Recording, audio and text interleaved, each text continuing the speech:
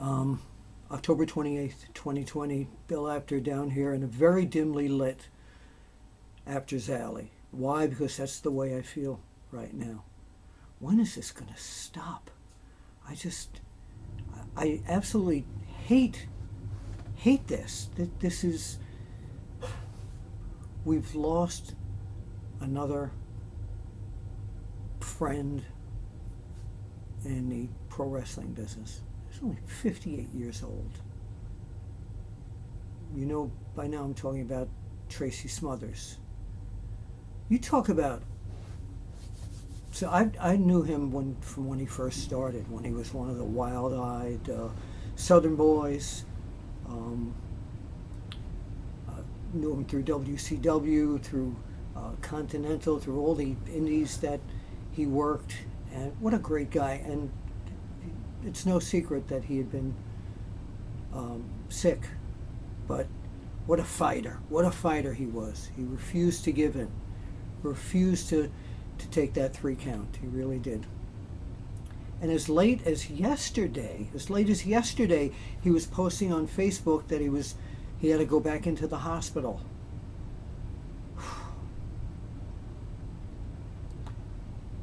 Terrific young man. Gonna miss him very much. The amazing thing is that I had never done a separate full Apter chat with him. I don't know why. We're just, hey Tracy, hey Bill, how's the family? Hey, how you doing? Hey, good to see you. And then he became in the FBI. You know, he loved doing that. He really did. So I thought, just to bring back a happy memory of Tracy Smothers, I would run the interview that I did with Little Guido, Tommy Rich, and Tracy, the FBI, and one of their appearances together, and I believe it was June or July of 2018. So enjoy this, and man, I don't want to do any more of these. I really don't, but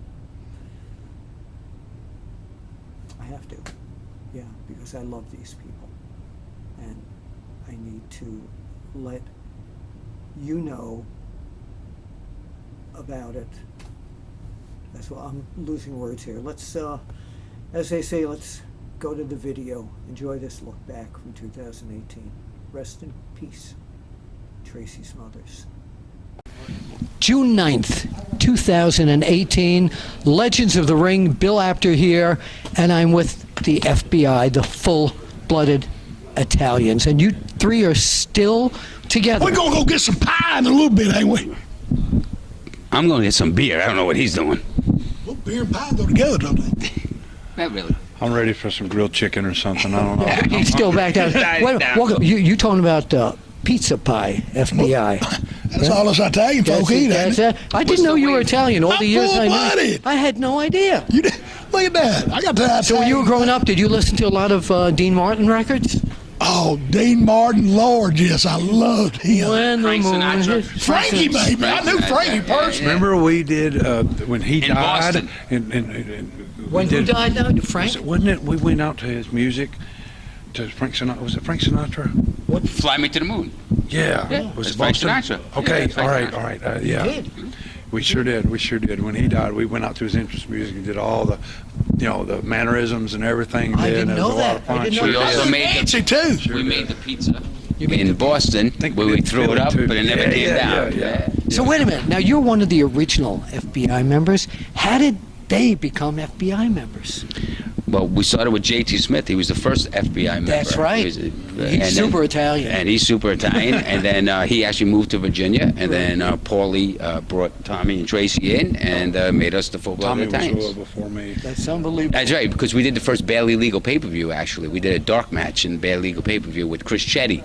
And we're still that's That's Taz's cousin. Taz's cousin. Yeah, Chris Taz's Chetty. cousin. Where is he these days? I'm not really sure what Anybody Chris is Got a doing. real good job, like Yeah, I hear he's something doing with the well. road systems in New York or something. A real good great. job. Yeah. That's great. His wife and been together a while. I think He has like 5 kids. Yeah. maybe That's 10. an amazing Who knows? story. Family. That's Great. somebody in the wrestling business, wife and kids, been around together for more than 5 Yeah. years. That's amazing. Yeah. I've been with mine 40. I know it. I know it. I know it. Hey, but going back to Little Guido, man, he was a time in his life. What's his name? He's a time in his life when he was with us that I thought he was going to be on the wrong side of the bars. I just want to shake his hand right now. He's a member of the court system.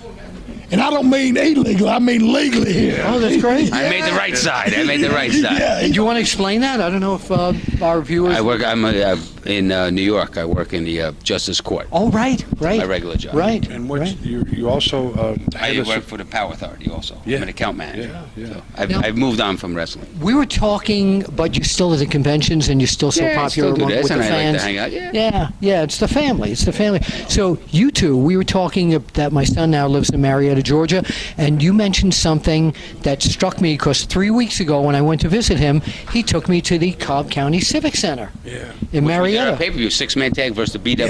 Yeah. BWO. But your best WrestlePalooza. WrestlePalooza. Yeah. Oh yeah. your best memories about wrestling in the days with you and your partners down in the southern areas. Yeah. Steve Armstrong. Yeah. Wild Out Southern Boys. Of course, that come from Tommy, Freebird, stuff like Yes. that. Yeah. Yes. Absolutely. Yeah, the whole Armstrong family. God bless them, love them. God bless Brad Armstrong.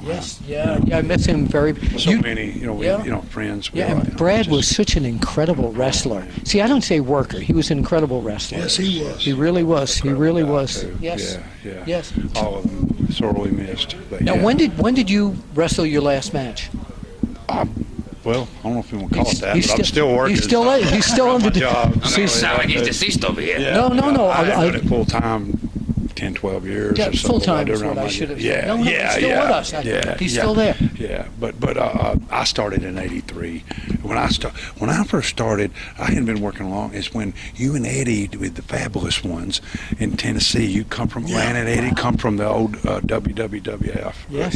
Yeah. That's another good one. And the story I wanted to share, David Schultz.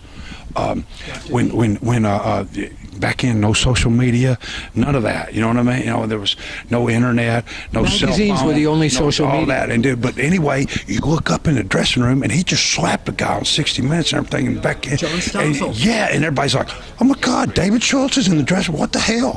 You couldn't believe it, right?" And next thing I knew, I'm in the ring working with him. Now, he told me, I had him on my podcast this past week, and he said that guys in the dressing room were like scared of him.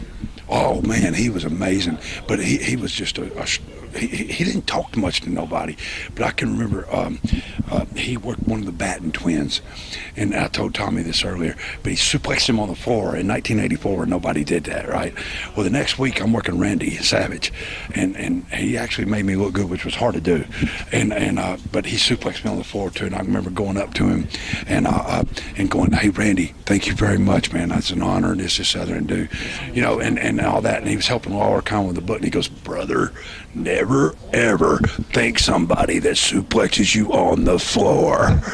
And David happened to walk, and he don't remember. He walked by and he goes, "I did it last week." I ended up who'd I work that night in Nashville, and I felt like I was paralyzed from that. Was David.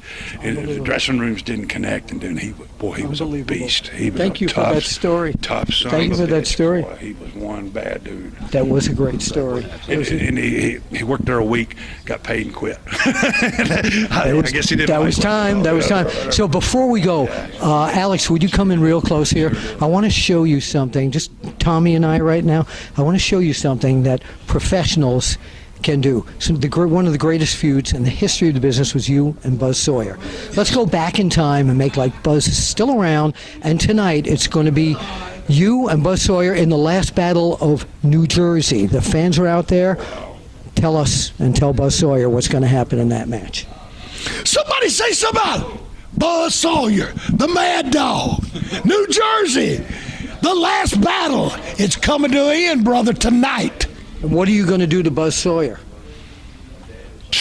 I'm not going to let him do nothing to me, that's for sure. And I'm going to do what I can to him. All right, Tommy Rich. Hey, but before you end up, Yes. I just want to say thank you to all the wrestling fans out there, because without y'all, there'd be no us. And without this man right here, Bill Apter, the wrestler, there would be no us, because he made everything live with the magazine. He made it up close, tight, and personal. So to Bill Apter, all the wrestling fans, God bless you, and we love you all. It's like Terrence said, he was the social media. Well, thank you. I appreciate that. That's true, though. Hey, somebody call somebody. We'll see you at the matches. Don't miss it. Be there. Hi, I'm Wise Guy Jimmy Cicero, RWA Heavyweight Champion. Bill Apter, good friend of mine, until recently, asked me this question. He said, Wise Guy, is wrestling fixed? Is wrestling fixed? Is it fixed? Bill Apter, I didn't know it was broken.